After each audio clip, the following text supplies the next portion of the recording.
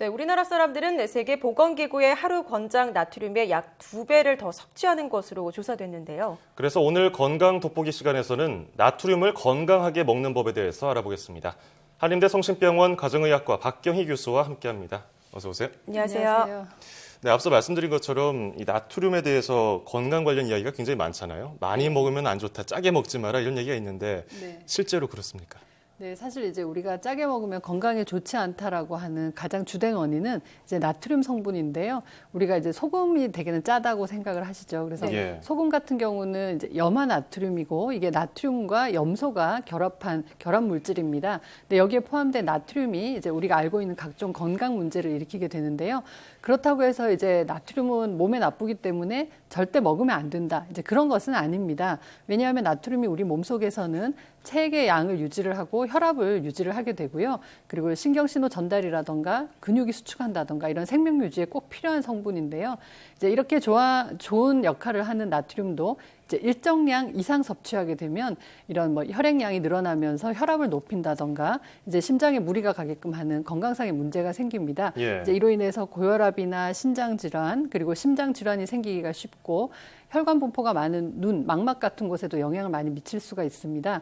물론 사람마다 염분에 대한 민감도가 서로 좀 다릅니다. 그래서 짜게 먹는다고 해서 바로 모두 혈압이 올라가는 건 아닌데 이제 이런 이론을 바탕으로 굳이 짜게 먹을 필요가 없어 이제 이런 말씀하시는 분들도 계신데요. 이제 염분 민감된 문제를 별도로 하더라도 이제 일반적으로 나트륨을 일정량 이상 많이 섭취하는 것은 건강상의 이득보다는 해로움이 더 많다는 이런 역학 연구 결과들이 이미 익히 알려져 있습니다.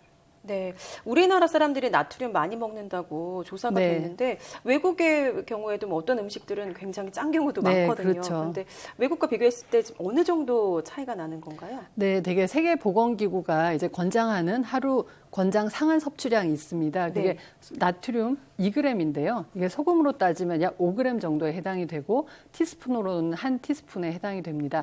근데 이제 우리나라에서 식이 관련 조사를 해보면 평균 섭취량은 거의 한 3.89g 정도로 2배에 가까운 수준인데요. 기준치인 2g보다 더 많이 섭취하는 사람의 비율이 한 80% 이상이 됩니다. 근데 이제 아까 말씀하신 대로 전 세계적으로 봐도 전반적으로 나트륨 섭취량은 적은 편이 아닙니다. 한 연구에서 이제 66개국의 자료를 이용해서 지역별 나트륨 섭취량을 한번 추정해 봤는데요. 자료에 의하면 평균, 그 자료의 이제 전체적인 평균은 약 3.95g 정도, 한국 섭취량과 거의 유사하죠. 대개는 중앙아시아, 동아시아, 동유럽 지역에서는 4g 이상으로 상당히 높았고 우리가 흔히 선진국이라고 얘기하는 북미 지역이나 서유럽 그리고 호주, 뉴질랜드 같은 경우도 약 3.4에서 3.8g 정도로 상당히 높은 편이었습니다. 반대로 이제 사하라 사막 남쪽 아프리카 지역은 상대적으로 2점 몇 g 정도로 상대적으로 낮았는데요. 아무래도 전체적인 섭취량, 그 열량 섭취량이 적기 때문에 이제 그런 결과가 나타난 게 아닌가 싶고요.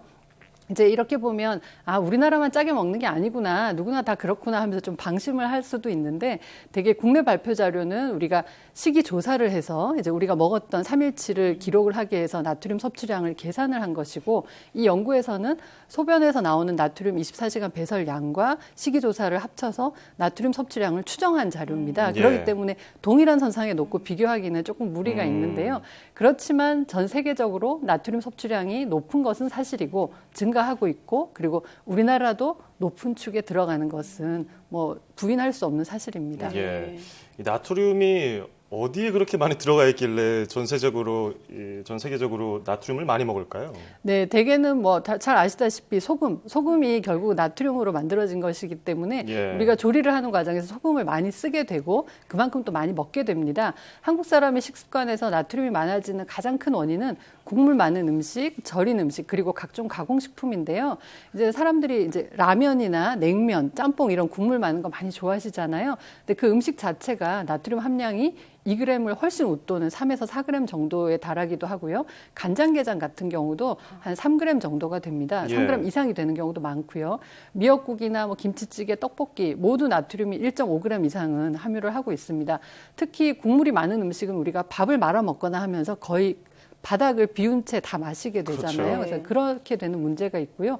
조리하는 음식 이외에도 식품을 가공을 할 때 첨가를 하거나 아니면은 식재료 자체가 나트륨을 또 많이 함유가 있는 경우가 꽤 있습니다. 우리가 짠맛이 전혀 느껴지지 않는데도 음식 중에 나트륨 함유한 것이 대표적인 것이 이제 식빵과 그 국수 같은 것들이거든요. 대개는 이게 소금이 들어있을 거라고 생각을 잘 못 하시잖아요. 네. 근데 식빵 한 서너 개 드시면 나트륨 1g 이상을 섭취하게 되는 경우가 있습니다. 음식을 해보면 정말 생각보다 소금을 좀 많이 넣어야지 맛이 어느 네, 정도 네, 익숙한 그렇죠. 맛이 나오는데요. 나트륨을 좀 줄일 수 있는 방법이 있을까요? 네, 사실 음식을 조리할 때 이제 조심을 많이 하셔야 되는데, 일단은 국물 많은 음식을 섭취를 하지 않는 게 가장 좋은 방법인데, 음식을 하게 되면 국을 싱겁게 만드는 것도 아주 좋은 방법입니다. 우리가 대개는 간을 할 때 팔팔 끓는 상태에 거기에 소금이나 간장을 넣게 되잖아요. 네. 근데 이렇게 되면 뜨거운 맛과 함께 짠 정도를 전혀 구별하기가 쉽지가 않습니다. 그래서 국에 간을 할 때는 조리가 다 끝난 이후에 하는 것이 좋겠고요.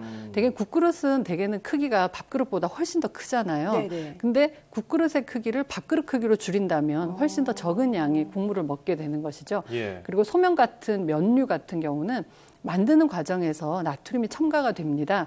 그래서 이걸 한번 끓이고 난 다음에 찬물에 헹구면 그러면 훨씬 더 나트륨 함량이 줄어들게 되는 효과가 있고요. 우리가 김치 담글 때나 깍두기 같은 거 만들 때 이렇게 소금을 막 뿌리잖아요. 예. 그러니까 뿌려서 절이는데 그렇게 되면 소금 함량을 전혀 예측을 할 수 없습니다. 그래서 대개는 염도를 일정하게 맞춘 소금 물에다가 그걸 담가서 절이는 게 불필요한 염분 첨가를 줄일 수 있고요. 짠맛을 대신할 수 있는 다른 맛을 이용하는 것도 방법인데 신맛, 매운맛 아니면 향이 강한 재료 이런 것들을 이용하는 것이 좋아서 마늘이나 생강, 고춧가루, 쑥갓, 미나리 이제 이런 재료들을 활용하는 것도 아주 좋은 방법일 수 있습니다. 나트륨 하면 가장 먼저 거론되는 것이 소금 아닙니까? 네. 근데 소금 대신해서 다른 짠맛 나는 거 있어요? 간장이라든지 네, 이런 네. 조미료 같은 거. 네. 그런 건 괜찮지 않을까요? 사실 이제 얼마 전에 국내 연구에서도 같은 맛을 내게 하는데 소금보다는 간장을 쓰는 것이 훨씬 더 나트륨을 적게 쓴다는 그런 연구 결과가 발표된 바가 있습니다. 예. 그 결과와 같이 간장에는 아무래도 소금보다는 나트륨 함량은 상대적으로 적고 다른 성분들이 많이 섞여 있긴 하지만요. 이제 비슷한 맛을 내고 또 다른 음식들에 들어있는 것들을 다 합치다 보면 간장이나 된장 같은 경우에도 나트륨이 다 숨어 있다는 것을 반드시 아셔야 되고요. 간혹 이제 간장이나 그 가공식품들 중에 무가염이라는 예. 염이 첨가되지 않았다는 그런 말들이 있는데요. 네네. 그러면 상당히 안심을 하고 많이 드시는데 이것은 염을 첨가하지 않았다는 것이 뿐이지 원래 가지고 있는 나트륨은 있다는 겁니다. 네, 그래서 그런 것들 좀 유념을 하셔야 되죠. 네. 음식에 나트륨을 아예 안 쓸 수는 없으니까 좀 네. 생활 습관 중에서 조금씩 줄여나가는 게 중요할 것 같은데요. 네, 네. 우리가 음식을 먹을 때 좀 더 현명하게 골라 먹을 수 있는 방법 있다면 네. 어떤 것들이 있을까요? 네, 되게 이제 조리가 나오는 음식이 있는데 뭐 설렁탕이나 이런 것 같은 경우 우리가 간을 더하는 경우가 있죠. 소금을 더 치거나 이렇게 하는 경우가 있는데 그런 것들을 좀 지양하는 게 좋겠고요. 간혹 생선구이를 간장에 찍어 먹는 분들이 계세요. 네. 그렇게 많이 나오기도 하고. 근데 우리가 생선을 구울 때는 되게 굵은 소금을 뿌린 채 굽거든요. 생선 자체도 짜고. 근데 그걸 간장을 찍어 먹게 되면 많은 염분을 먹게 되는 문제가 있습니다. 굳이 더 찍을 이유가 없겠고요. 미역이나 해초류 같은 경우도 이미 바닷속에서 짠맛을 가지고 있는 것이기 때문에 데쳐서 헹궈서 먹으면 훨씬 더 나트륨 함량을 줄일 수 있고 각종 가공식품이 나트륨 함량이 비교적 많습니다. 그래서 영양 성분 표시를 반드시 확인하시고 나트륨 함량을 사전에 꼭 확인하시는 게 좋겠고요. 우리가 채소나 과일은 비타민과 미네랄이 많아서 상당히 건강에 좋은 영향을 주는 걸 다 아시잖아요. 근데 네. 여기에는 칼륨 성분도 풍부하기 때문에 나트륨이 우리 몸에서 혈압에 미치는 나쁜 영향을 상쇄할 수 있는 좋은 효과가 있습니다. 그래서 신선한 제철 채소나 과일을 챙겨 드시는 것도 잊지 않으셨으면 합니다. 이런 습관을 하루아침에 바꾸기가 어렵잖아요. 그러니까 네. 어렸을 때부터 입맛을 좀 덜 짜게 먹는 습관을 들이는 것도 중요해 네, 보이고요. 그럼요. 평소에 저부터도 좀 소금 덜 먹어야겠습니다. 그게 맛있다고 생각하고 있는 사람 중에 맞아요. 하나거든요. 네.